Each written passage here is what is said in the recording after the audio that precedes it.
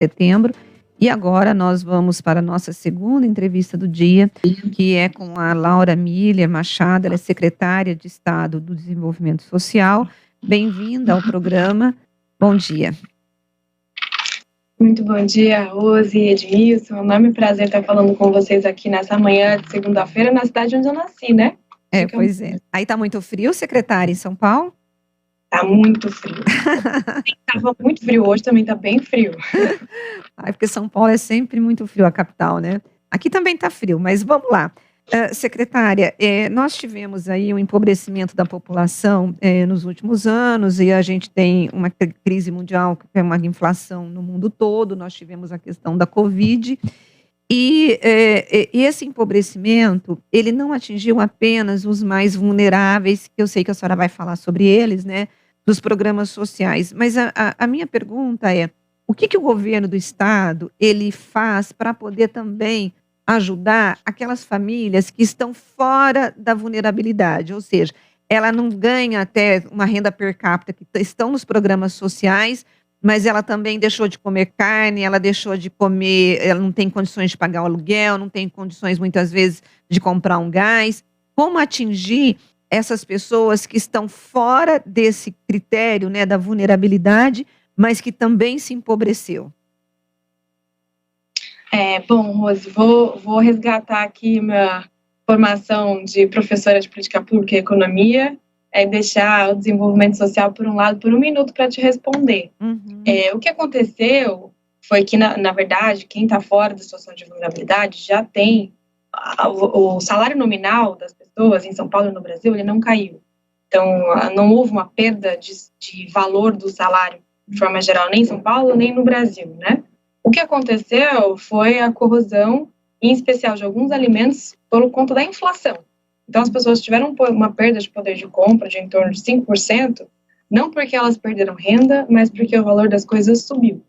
Isso aconteceu em diversos países, né, mas eles já retomaram. Então, a inflação é um fenômeno brasileiro que está desse jeito, né, tão alta.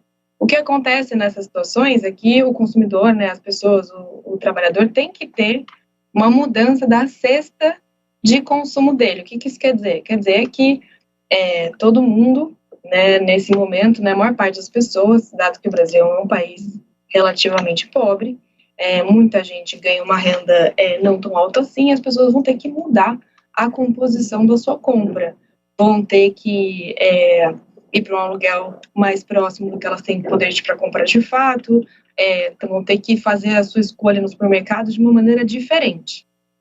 Isso enquanto o salário não aumenta e enquanto a inflação não baixa, né? Espero que seja um momento transitório. Agora, isso fica muito grave para as pessoas em vulnerabilidade. Se essa pessoa tem R$210 por pessoa em casa, no máximo, e o preço dos alimentos sobe, o preço do aluguel sobe, aí a gente tem uma crise, né? Que é um pouco do que está acontecendo.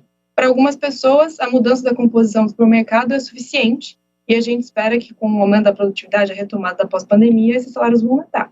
Agora, para os vulneráveis, isso pode gerar o não acesso à alimentação, o não acesso ao aluguel. E aí a gente tem um problema. Aí entra o desenvolvimento social. Edmilson. É o seguinte, a pauta social, né, tem sido talvez o assunto mais discutido nessa eleição, né, fala assim, Auxílio Brasil, 600, mais 200, menos 400, essa coisa toda. O governo do estado tem um programa chamado Bolsa do Povo, agora tem um Vale Gás também. Eu pergunto, esses programas todos sociais, federais e estaduais, eles são excludentes ou eles podem ser acumulados todos eles por uma mesma família? Ou quem recebe um Vale Gás federal não pode receber um Vale Gás estadual, ou eles são a mesma coisa, são diferentes? Como é que funciona isso no governo? Porque parece que todo mundo está preocupado em fazer alguma coisa para essa população que está pior nessa situação e num ano eleitoral, né, que é uma coisa perigosa, porque beira a demagogia, muitas vezes beira o populismo e pode ter resultados muito ruins no próximo ano em termos de orçamento público. Eu concordo plenamente com você, Edmilson. Você está falando com uma professora universitária ultratécnica, né? Então, eu acho que nesse momento, mas independente de estar no período eleitoral ou em qualquer período da vida, eu acho que está lá na Constituição que as pessoas em situação de vulnerabilidade têm direito a uma alimentação digna, moradia, um trabalho digno. Então, independente do momento do ciclo eleitoral, ou independente de qualquer coisa, essas pessoas têm direito a um conjunto de coisas. O que a gente tem que fazer é ser o mais eficiente possível para que as pessoas tenham acesso a todos esses direitos sociais, né? Qual que é o instrumento que o Brasil criou para a gente visualizar e, portanto, conceder os benefícios para quem está em situação de vulnerabilidade? É o Cadastro Único. Ele foi criado lá em 2008, se eu não me engano, depois o meu pessoal manda a data certinha para vocês. E o que é o Cadastro Único? Ele é um instrumento, vou dizer assim, de visualização das pessoas. É a partir dali que as pessoas não são mais invisíveis aos olhos do Estado, elas podem ser visíveis aos olhos da comunidade. Aliás, as comunidades sempre sabem quem está, de fato, passando por uma situação difícil. Se entrar, os jornalistas são bons nisso. Eles chegam lá na comunidade e perguntam: quem aqui está com um problema sério? Todo mundo sabe apontar. O problema do Estado é conseguir enxergar também, né? Dado que é gigante a maior parte dos nossos territórios. O Brasil é gigantesco. Então, o Cadastro Único é um cadastro. A responsabilidade de execução dele é dos municípios. Então, aproveito a oportunidade aqui de estar falando com a Rádio Bandeirantes, conversar com os ouvintes. Se vocês conhecem qualquer pessoa que esteja passando por um momento de vulnerabilidade, oriente essa pessoa a ir para o CRAS. Inclusive, se alguém em situação de vulnerabilidade está me ouvindo nesse momento, dirija-se ao CRAS, tem muitos em Campinas. E lá, o CRAS é o Centro de Referência de Assistência Social. Tem um assistente social lá a todo momento, e essa pessoa vai cadastrar a família do qual o membro que se dirigiu pertence. A partir daí, o que acontece? O governo do estado consegue visualizar essa pessoa, consegue entender o desafio que ela está vivenciando e conceder os benefícios que ela tem direito. Isso pode sim ser cumulativo, Edmilson, que você me perguntou, né? A depender da declaração da família, da situação que ela está vivenciando, ela pode receber mais de um benefício, a depender da situação dela, né? O que não pode é gente que não está no corte que a gente define de vulnerabilidade receber um monte de benefício, isso não pode. Mas, se a pessoa está passando por um momento grave, ela pode sim acumular mais de um.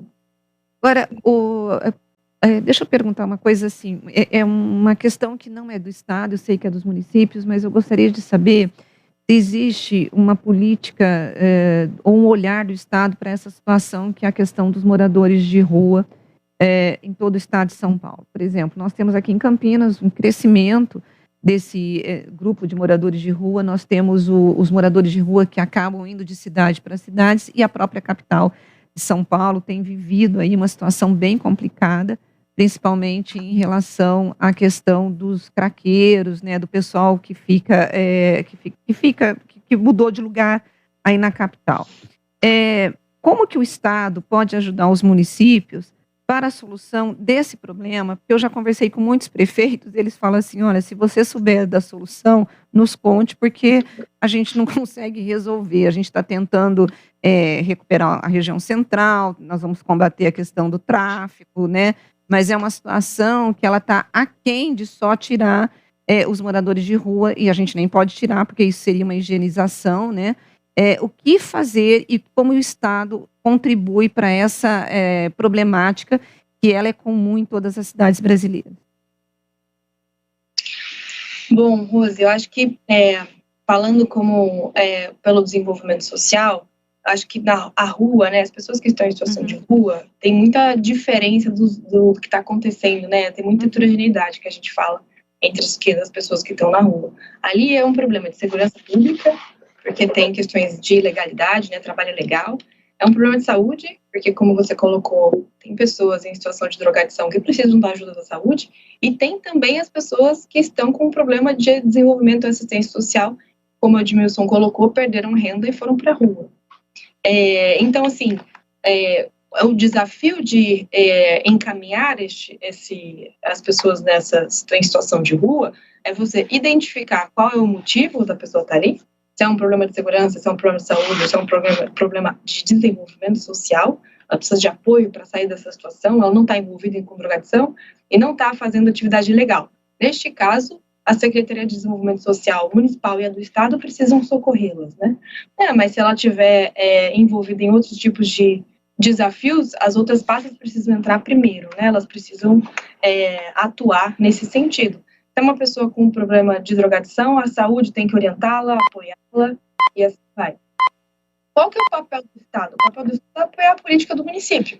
Quem está frente a frente com essas pessoas todos os dias, olhando e observando e conhecendo a realidade de cada uma delas, Não dá pra gente entrar achando que todo mundo ali está com um programa de drogadição, ou entrar achando que todo mundo ali está fazendo atividade ilegal, ou todo mundo simplesmente perdeu renda. Tem pessoas e pessoas em situações difíceis, tem que entrar com o remédio correto, vou dizer assim, né? Sabe igual quando a gente entra num pronto-socorro e o médico checa tudo, checa a pressão, checa o sangue, checa um monte de coisa, não sou da área de saúde, não vou saber dar os exemplos, mas precisa ter um diagnóstico e encaminhar aquela pessoa ou família a depender do diagnóstico. A gente não pode achar que ali é tudo igual, porque na verdade não é. O papel do Estado é apoiar o município, porque quem vai conseguir olhar olho no olho, identificar essa diferença de perfis ali da rua, é quem está lado a lado. É o posto de saúde que atende, é o serviço de alta complexidade da assistência social que está orientando essas famílias. Então, o papel, de acordo com a lei do SUAS, né, que é a lei que normativa nacionalmente a atuação da assistência social, o papel do Estado é apoiar a execução do município. Porque o município está ali todo dia, ele conhece essas pessoas. Na verdade, se você conversar um dia, e eu te convido para ter essa experiência, se vocês quiserem convidar alguém do serviço de abordagem da rua para conversar, eu acho que ia ser muito interessante. Deixa eles falarem, vocês vão ver que o serviço de abordagem da assistência social que está na rua sabe o nome e sabe o motivo daquela pessoa estar na rua. Sim. O que a gente precisa é atuar a depender daquela razão, dar o remédio para o desafio que tem. Entende? Sim, sim. Secretário, talvez uma última pergunta. A partir do ano que vem, provavelmente o governador do estado vai mudar, né? Pelo menos é o que indicam as pesquisas aí, né? Há uma garantia de continuidade de todos esses programas, mesmo que o próximo governador não seja o atual? Olha, Edmilson, eu acho que a população ainda não escolheu, vai escolher no dia 2 de outubro, né? Sim, sim. Talvez no dia 30 de novembro, o segundo turno. Eu estou bastante confiante que o governador Rodrigo Garcia é a melhor escolha para o estado de São Paulo, é a pessoa mais preparada, mais eficiente, fora dessa discussão muito ideológica.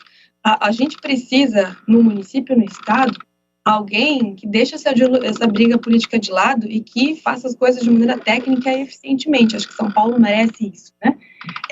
Então, eu tenho, e digo mais, eu tenho certeza que, sendo o governador Rodrigo Garcia, ele vai cobrar de todos os nossos secretários para que a gente faça um trabalho ainda melhor. Então, eu acho que o caminho vai ser de continuidade, de melhoria do que a gente já tem, não de mudança. Certo. Secretário, eu quero agradecer a tua participação aqui no Bastidores do Poder, desejar uma excelente semana para a senhora. Muito obrigada.